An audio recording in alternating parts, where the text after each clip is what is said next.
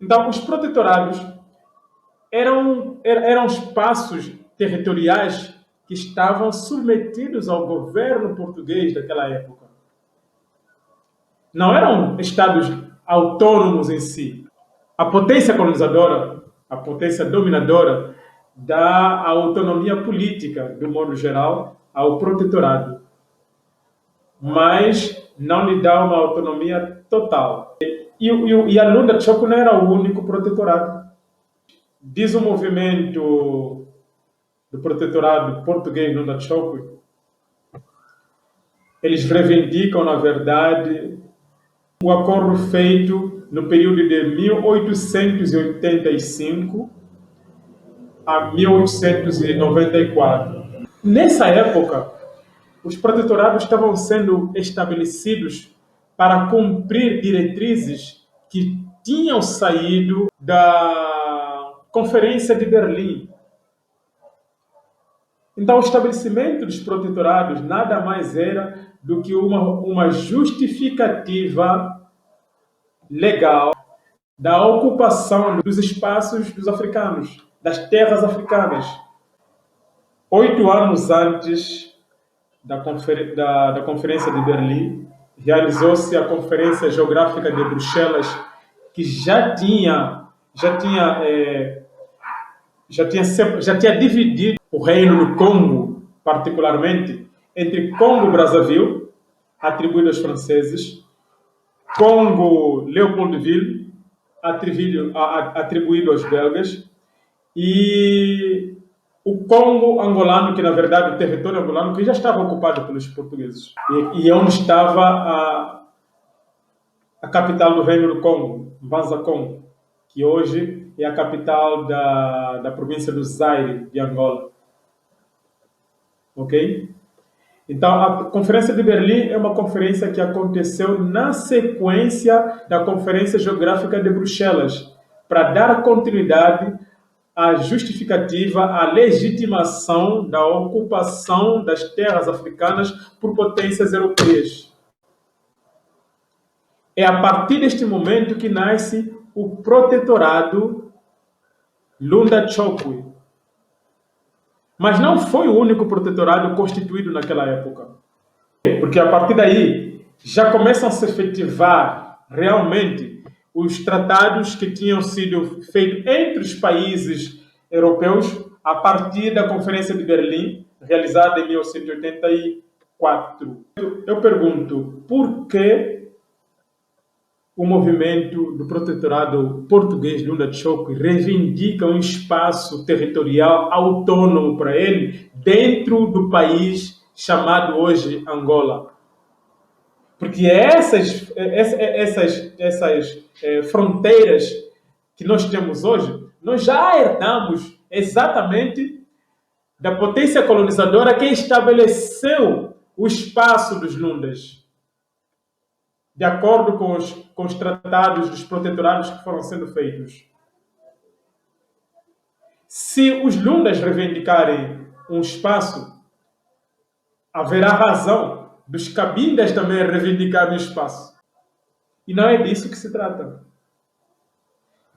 Teríamos que partilhar o território que hoje é Angola em vários países. Deixaria de existir o país hoje chamado República de Angola. Se você quiser reconstituir aquele que foi o reino Lunda do passado, imagine que os outros vão querer constituir o que foi o reino do Congo, o reino do Ndongo e outros reinos mais. É claro que desta forma nós deixaríamos de existir como país Angola, mas você teria que comprar uma nova guerra, uma outra guerra. Será que esse movimento reivindica também os territórios que pertencem hoje, os territórios lundas que pertencem hoje ao Congo?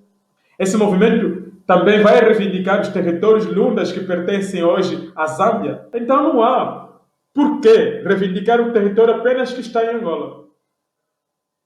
A partir daí, nós vamos levar em consideração que existem outras razões que podem estar por trás da necessidade de existir esse movimento do que simplesmente ter a autonomia de um território. Existem outros povos que poderiam se basear nesse mesmo conceito histórico para poder criar os seus próprios territórios. Vamos ter que entrar nos meandros das razões efetivas que podem estar por trás da necessidade de se criar um espaço Lunda autônomo. E não adianta reivindicar isso com os portugueses. Quando você está lá colocando que o protetorado é português, você teria que pedir então autonomia a Portugal. Isso seria recuar no tempo, porque nós já conquistamos a independência, já nos livramos da dominação portuguesa. Então, um protetorado português não tem razão de existir em Angola. Todos os documentos assinados naquela altura como protetorados e outros nomes mais, como o de Cabinda, esses documentos não têm mais nenhuma autoridade. A legalidade desses espaços territoriais não existe mais. O advento da independência colocou por terra todos esses tratados. Querer abraçar apegar-se a esse tratado na verdade, legitimar aquilo que realmente o português queria. Separar para reinar. Quando você reivindica um pedaço de terra dentro daquelas divisas que nós herdamos do próprio colonizador, você está dando mais ênfase ainda àquilo que ele já tinha estabelecido lá atrás. Então, você tem o direito de se manifestar. Mas quando vocês vêm com a ideia de separatismo total, autonomia,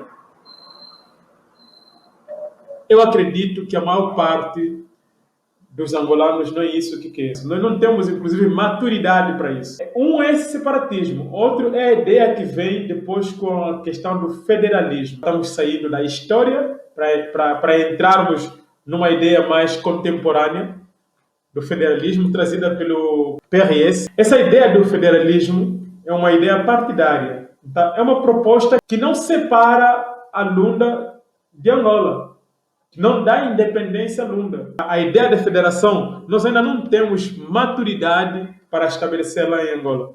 Contudo, essa é a minha ideia, essa é a minha opinião. Outras pessoas podem ter opiniões diferentes e nós temos meios legais para podermos implementar o que quer que seja. Temos o parlamento e é de lá que partem todas as formas que possam alterar as divisas do nosso país. É claro que a constituição do próprio parlamento é algo a se discutir, mas essa é outra coisa. É uma outra coisa, é uma outra discussão. Vamos para outro lado da análise, que foram os confrontos. Eu, sinceramente, não sei se acredito nos líderes do movimento do protetorado Lunda Choco ou se acredito nos dados que o Estado emite, porque é recorrente que informações de atos semelhantes não sejam credíveis.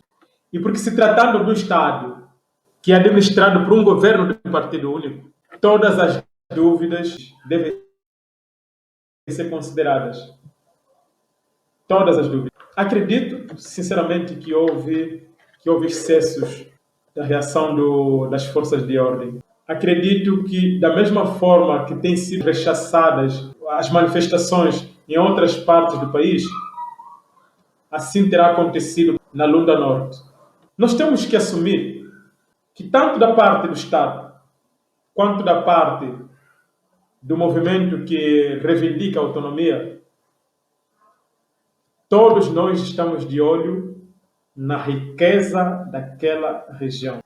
E nós sabemos que os povos daquela região não costumam beneficiar da exploração dos diamantes.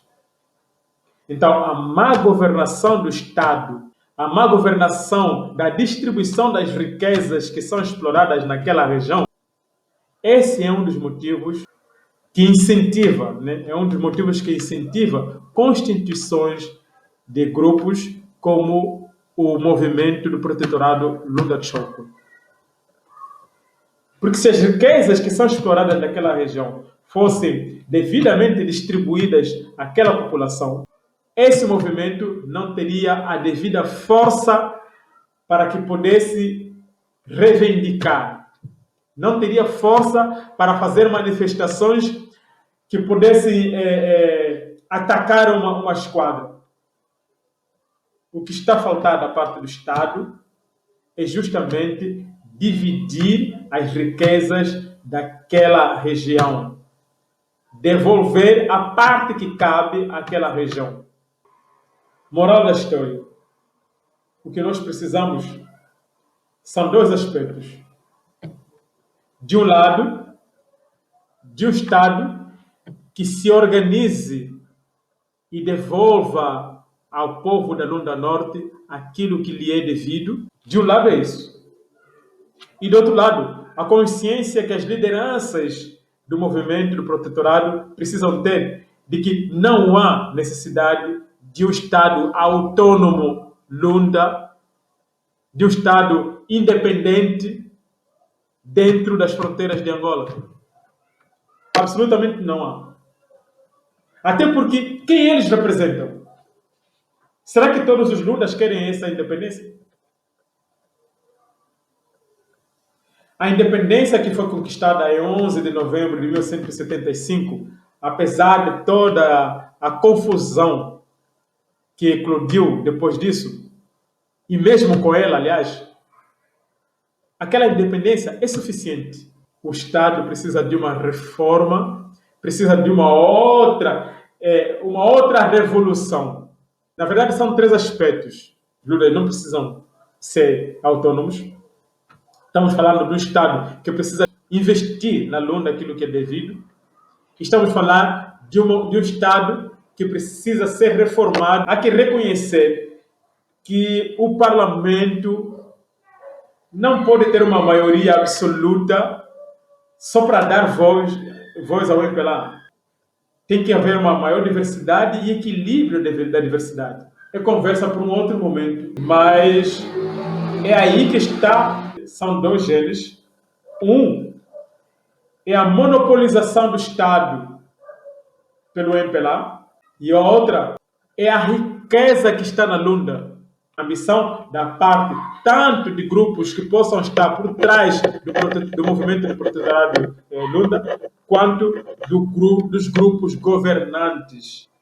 A ideia de separatismo não é a melhor para a unidade que ainda não tem consistência em Angola. Nós ainda não somos uma nação.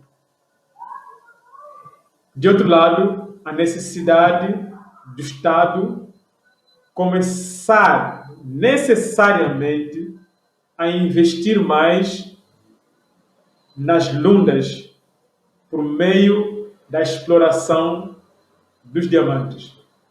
Nesse contexto, os povos Lundas, sejam eles representados pelo protetorado,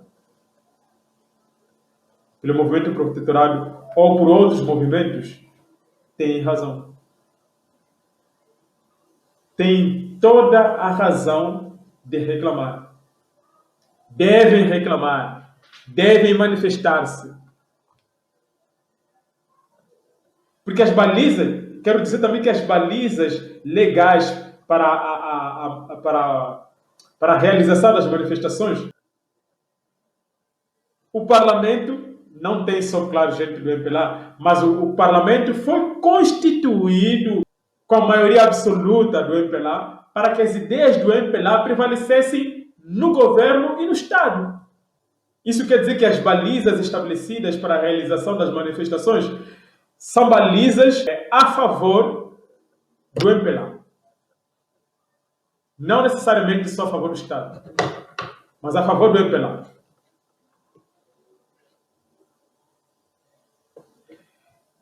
Isso acredito que é o que nós temos que levar em conta.